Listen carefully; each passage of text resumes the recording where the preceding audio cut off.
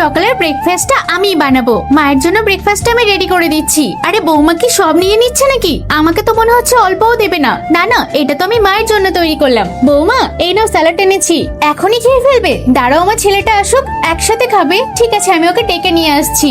এখনই খাবারগুলো একদমই ঠিক আছে।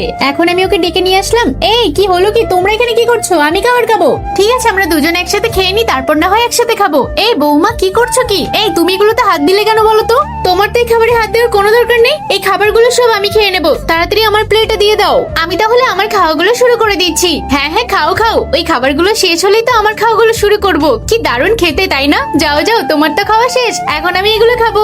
আজকে আমি দেখবো তোমরা আল্লাহকে কতটা ভালোবাসো। তোমরা যদি আল্লাহকে ভালোবেসে থাকো তাহলে ভিডিওটি লাইক করে চ্যানেলটি সাবস্ক্রাইব করে দাও। আর তোমরা যারা লাইক সাবস্ক্রাইব করবে না তাহলে আমি বুঝবো তোমরা শয়তানকে পছন্দ করো। আরে এ কি, সেই খাবার কোথায় গেল? এটা পাতা। মা তুমি আমার সাথে চিটিং করলে। ঠিকই আছে, তুই তো সবসময় বৌমাকে খেতেই দিস না।